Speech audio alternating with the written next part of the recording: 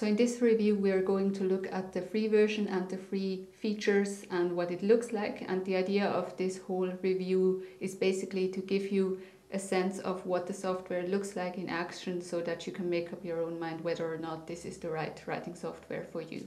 You can download the software at the website. Here you have the option of downloading it right away. So basically when you do that, it starts the download of the software itself, but also you can see here there's the sign up for creating an account. You can either create an account here on the website, or what you can also do is first install the software and then sign up when you first use the software. This software works for Mac and Windows, and you have to sign up with your email address. So you basically create a free account, but you don't have to register a credit card or anything like that. Also, I signed up about 3 weeks ago and I haven't got any newsletter or any emails like that. So it's really just registering an account from what I had so far. Also, if you're looking for resources and instruction manuals, you can find some on the website. There are some resources here in this wiki, but also other instructions are also directly linked in the software itself if you're looking for something specific. So once you downloaded the installation software, you can run it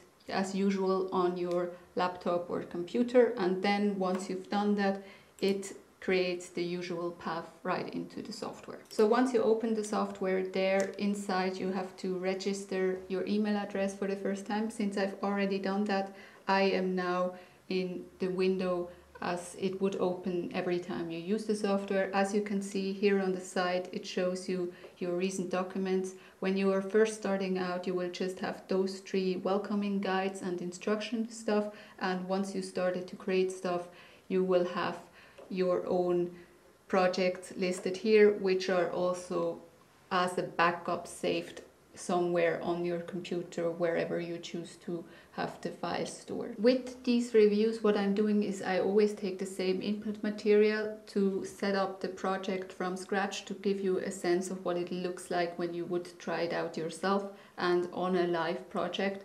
And the idea is to make it more comparable with other softwares that I review, just so that we know what kinds of features are present in one software and maybe not in the other. So let's get started with setting up a project. Here in the start screen, what you have is the option between singular documents and whole writing project documents.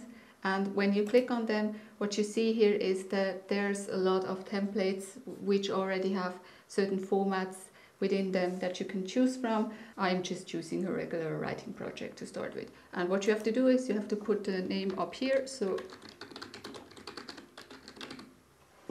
let's create the new one. So this is the starting page, and when you scroll up, you here have the cover page, where basically you have some basic information, such as you can change the title and so on of your writing project. You have some sticky notes that give you instruction as to where to do what. So for example, if you want to change the name of your project, you can do this up here. And let's call this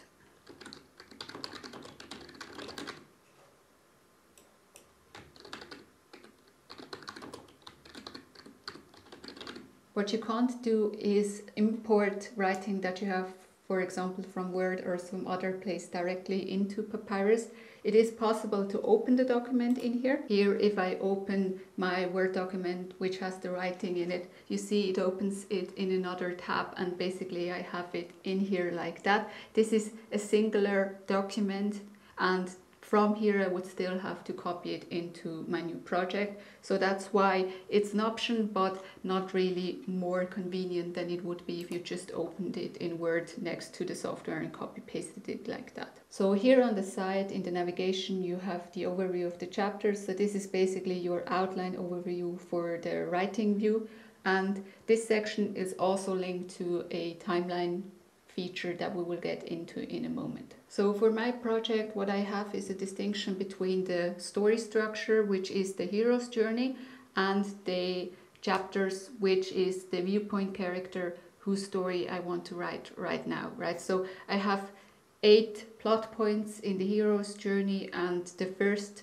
viewpoint character that's in the first plot point of the hero's journey has 6 chapters. So what would be really convenient is if I could put the hero's journey in there and then as a subsection have the chapters.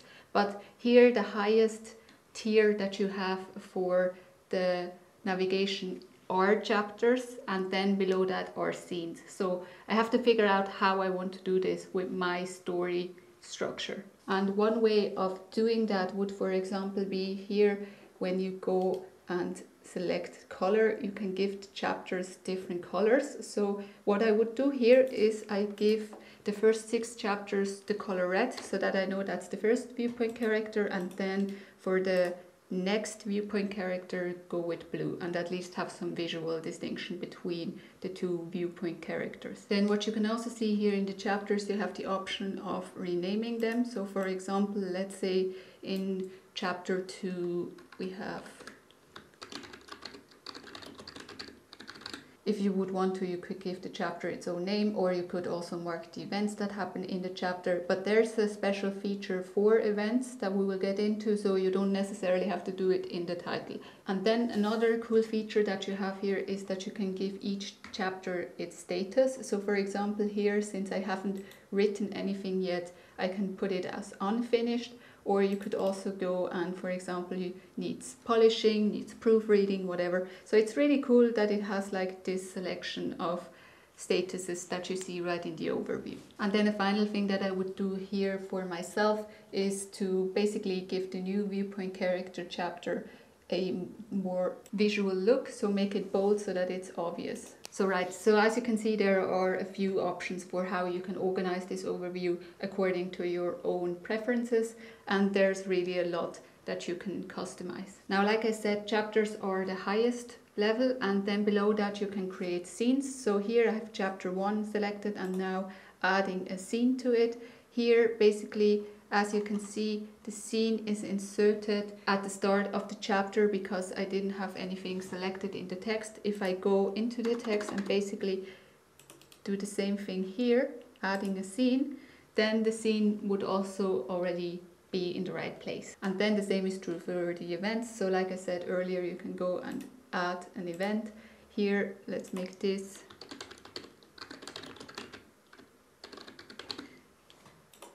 actually the inciting incident, so then you have an overview of all your key plot events, in which scene they happen, and the scenes are sub-categorized to the chapters. Now from here, let's go into the timeline feature to have a look at what that looks like. So as you can see here in this overview, basically you have down below, you have the overall overview of all the chapters that you have, and up here you have a more maximized view so that you can go more into the chapters itself, and it already took all the elements that I inserted before and visualize them here. Now in this tool you can do the same thing as we did in the other outlining tool, where basically you select a chapter and then you can go and add new scenes below that chapter. So adding a scene here, and then maybe let's also add a new event. What I really like about this tool here and the visualization is that you can go and turn off certain elements. So for now, I don't want to see the chapters or the scenes, I just want to see my events. And then I would have just this overview of my events, and the same is true with the other elements as well. Here you can also adapt what the timeline dates should look like. So here, if you go and add them, you can change the starting dates. I'm not a very big fan of the timeline dates and how they are displayed here, because they're real-time dates. So this view, in my opinion, is more useful for actual non-fiction work, or if you have a story that happens to take place in our real calendar dates, right?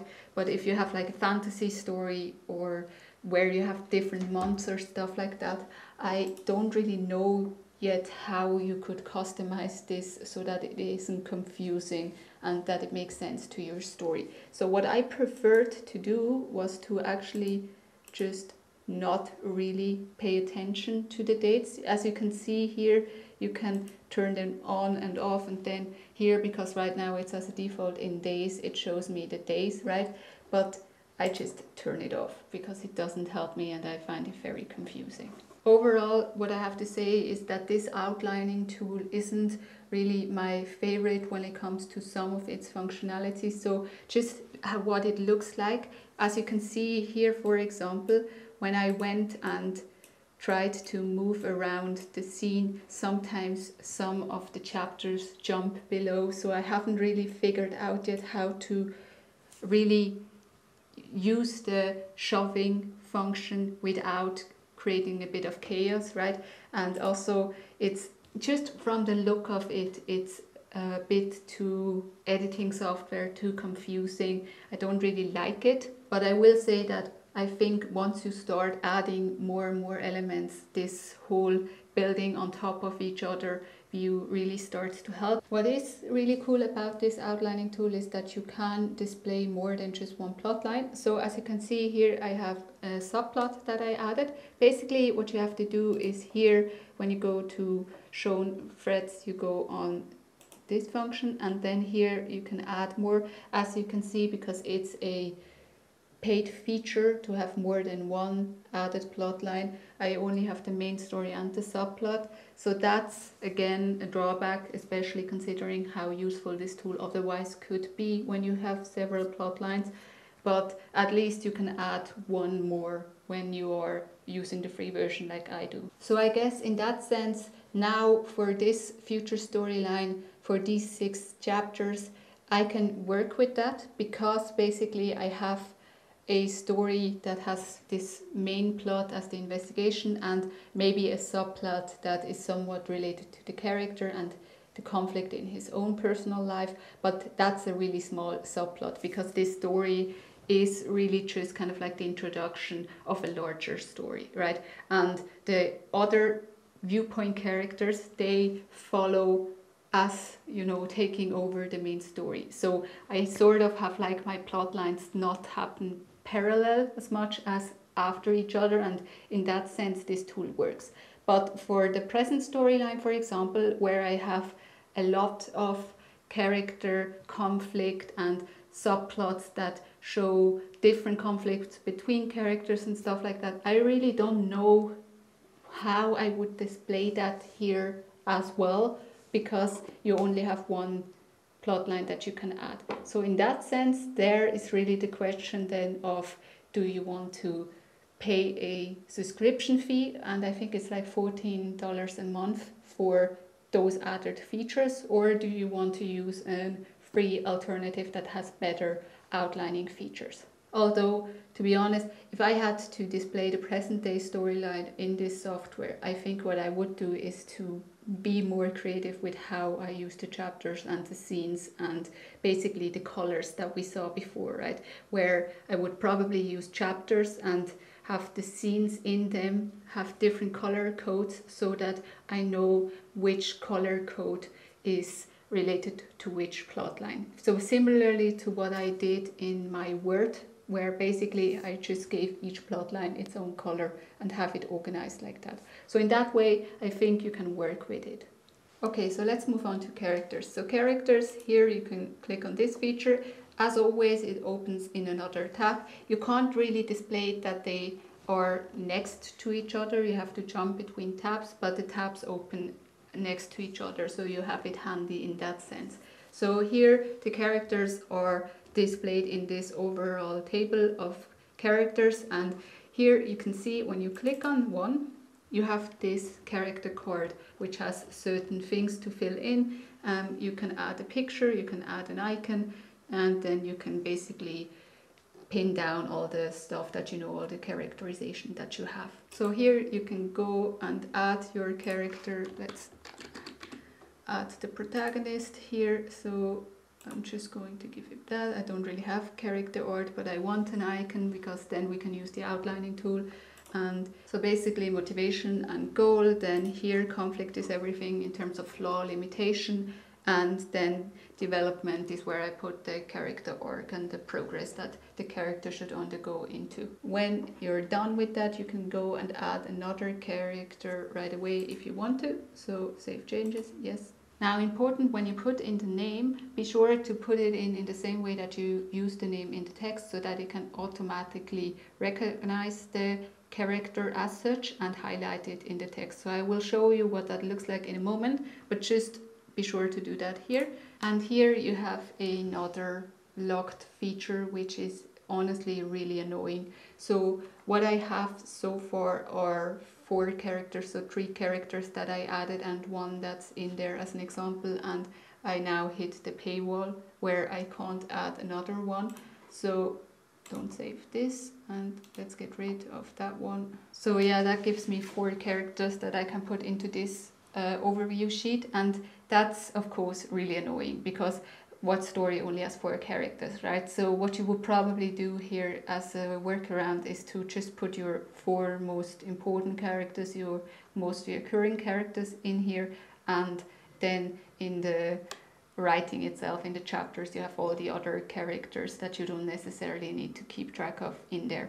But yeah, this is a real disappointment in the sense that the feature of having this character overview is really cool and really useful, but because the free version only gives you 4 characters, it limits you very severely of how you can use it. Now, personally, for me, it's not that big of a deal because I never used this character overview thing to begin with. It's just something that was in this software, and when I discovered it, was really excited about because it's so cool, right? But it's not the reason why I wouldn't choose this software, because it's not the feature that I'm looking for necessarily. So in this software there are a lot of other tools, especially when it comes to the editing and the writing itself, that are very useful, so that those are the tools that I would more be looking for than this character overview, but just so you know what to expect in the sense of how many characters you can use. Okay, so and then when you have the characters filled in, here is what it looks like when you go to the timeline and have the characters activated, and then in the overview you can see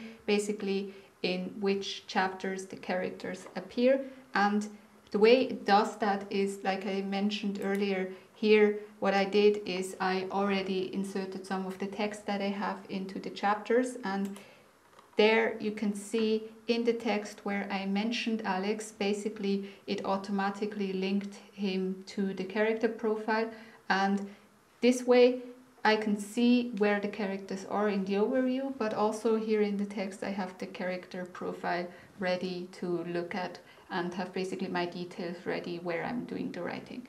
And the same is true for other characters, side characters that have their names in the sheets. Again, really cool feature, but pity that you only have 4 characters in the free version, and you have to choose which characters obviously you want to use this feature for. Then another feature that you have is here this think board. So what this is basically templates for story construction. So if you want to develop the conflict, the characters, maybe even the world, mind mapping tools, stuff like that. So what you can see here is basically those are the templates that are available for the free version and what they look like. So let's take the thriller template, for example, and here you have basically this entire overview of what elements would be necessary for plotting out a thriller, right? So these are cool starting points. The problem here, once again, is that you are limited by the paywall. So when you go and try to create another one, you can see that this one is limited. But what you can do here basically is fill this out, work with this, figure out the details, take a print screen of it, then go delete this one, and then once again you can create another one by choosing another template to use. So in this case you can also see here, for example, you have this whole overview of the hero's journey if you want to get more in detail with your structure and stuff. So there are some cool templates as such, but because of the limitation it's pretty annoying to use them, in my opinion. Although I find this much less of a limitation when it comes to the paywall, because you can basically use this think board as sort of like your brainstorming section for a session where you figure out stuff about your story, and then once you have the output, you would want to translate that output anyway into some other feature, right? So if you did like a brainstorming session and you have a lot of new ideas for your story, you would probably take those ideas anyway and put them somewhere where you can start using them as drafting material, right? So in that sense, this really doesn't limit me at all. And what I would do here is basically, for example, use exactly here like the mind mapping tool, have like a mind mapping session where I figure out, so the creature has done this and this, so what are the options of what could happen next, right? And then when I have my list of 6 options or whatever, I would go and basically here as a sort of post-it note down my options and have them ready where I do the drafting. And then the final feature that you have here is when you go up here in the offer section and my research, and then create research database, and basically you get another table overview, and here when you open one of the cards you have your research card where basically you can have story input, world input, and also link it to the source that's your inspiration or the research that you did, and have that as an overview here. So here once again you can create new research cards, and once again here also you are limited by how many you can create in the free version. Here you can create 5 cards. Okay, so and then when you want to get to the writing, the first thing that I usually do is adapt the layout and the design according to my own preferences. So here what you can do is you have basically here this view where you can choose what you want to show, which features, which of the editing functions and so on. So for example, you can go with, let's say, pure, and then you only have like your outlining overview. Or if you want to do more editing, then you can go more into an office mode, which looks more like this. So there are some options here in terms of what you want that to look like. And then other than that, let's have a look at what the overall design can be and how you can adapt it. So for the distraction-free writing mode, what you can do is you can alter the colors and make the background basically a color, but you can't choose your own custom images. You have to choose from the ones that are given, and there's a very limited selection, and a lot of them are behind a paywall, right? So what you can do is what I did here. Basically, I made the text white, the background black, and then let's make the rest of the background also unison. So then what it looks like is like this, which is fine. This works for me just well. If you want to have your own custom image, you can only do that in the paid version. But if you, like me, like to write in basically a very plain white, black, white, whatever color you prefer version, then this works just fine. Then the same is true for this pinboard background here. As you can see, you can choose here between these 2 images basically. So not really much of a selection there, and also the color is locked. Let's see if that's possible. You could, okay, so you can go with some other images that aren't locked, but basically very small choice of what you would want here. And I'm also not really sure what I would prefer. Maybe something like that. But given with the choice that is here, I think I would actually go with the one that they already had. And because of this, I also didn't find a dark mode or something like that. So this is really the office look that you get. And like I said, for the distraction free, at least I could set it to dark, so that's a plus. But this here, not really my favorite view. I would prefer if there was a dark mode. I would prefer if I could alter it more according to my own preferences. The view here in terms of the features that you have, the editings and stuff like that, that works just fine for me. I like this office look. I like the overall look of the software. I find it fairly easy to figure out where what is, and like I said, there are guides and examples and stuff that explains stuff to you if you have trouble with any of the features. When it comes to setting targets or seeing how much work you did, you have the option down here of this organizer that gives you an overview of basically how many words you've written per chapter, what your progress is like, also the status once again, here the characters. So there's a pretty cool overview of where you're at when it comes to work status. But the main reason why I like this software is for its writing and editing tools. So this software has a lot of options when it comes to making comments, highlighting stuff, editing features. So for example, here you can see with the text, you have different highlighter modes. You have the option of ghost text, which doesn't show up in all views, so that you can write comments to yourself. Then you can also go and basically edit comments. You can go and create those sticky notes here on the side, which you can either have here in the text itself, link it to certain things, or you can place it here on the pinboard. And then you also have the usual comments functions here, where you can basically write your editing notes to yourself. And that's on top of the notes that we had basically for the outlining, where you have here the events that are marked, you have the scenes, you have the status icons. Here you can also create these notes here on the side. So if you use this tab here, you can create notes down here. For example, let's say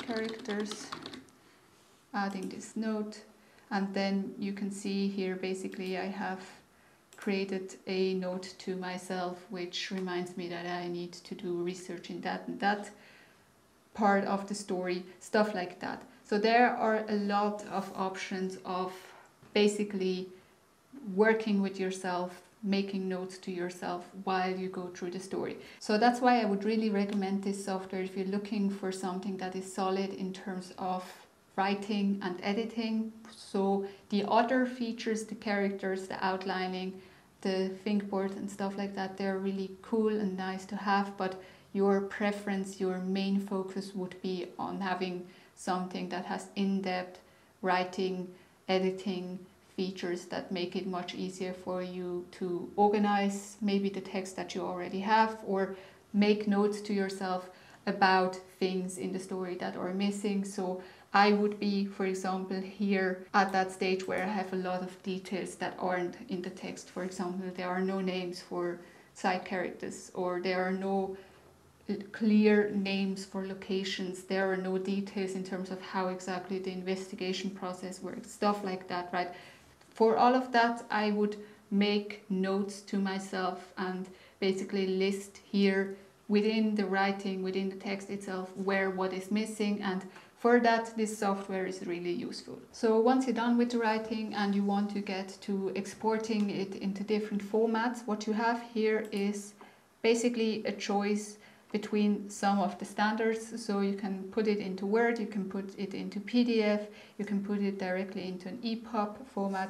So let's put it into Word, for example. And then this is what I got back, where basically it took my chapters, it took some of the notes things that are also compatible in Word, and you can see here this overview with some of the comments and stuff that is also in here. So pretty standard exporting with a lot of the comments and stuff also intact, and then the same is true if you put it into a PDF or the like. As for backup and how the document is saved, so here you have the usual thing of you save your progress, and like I mentioned, basically what it does, it saves your project as a folder somewhere on your desktop and puts it in this Papyrus format, so basically that you could import it into the project. And as usual, what you could do is basically create your own words as a backup, right? But so far I didn't have any problems with this software when it comes to keeping my project safe. It always saved it right away, and I always found it in the same storage place. I never had a problem with restarting the software and continuing where I was. So very stable software in that sense. So overall, I really like this software. I am using it now for my current project and will continue using it. Like I said, my main appeal here is the writing function and the editing functions, and having some of those outline tools in there as well. That is really useful. The most annoying thing about this software is that it has some really cool features like the character overview that are limited in that strict sense that you only have 4 characters that you can put in. And personally, I don't think I would upgrade to a paid version for those features. So $14 a month for more characters overview isn't really worth it for me at the moment. So that's why I think this is a really good option for you if you want something like this that has this office feel, that has kind of like this Word feel with more writing features in it, where you have a story that has some outlining needs, some character needs, but isn't so overly excessive in terms of how many characters you have and how many world features and stuff that you would be completely limited by the paywall. So this software is more for you if you have a story that is more straightforward, not that many characters, so that having 4 characters that you see exactly where they are, or maybe even just like the protagonist and I don't know, a love interest or a main antagonist would already be enough for you. If you have that kind of story, I think those features are really cool, really useful, and it's definitely very cool in the sense that it has like all these editing features and options for you. But again, like I mentioned, you have to sign up with your email address. There are paid features that are limited in the sense of what we saw in this review, and if those 2 things are a problem for you, then this software is definitely not the best choice for you. So yeah, this is my review. Thank you for checking it out. If you are looking for other writing software that is free that might be better fit to your needs, you can go to this playlist here where I'm doing these kinds of reviews for all sort of free writing software that I come across, and I will add to it over time so that we have a comparable overlook of free writing software and what might be the best tool for us.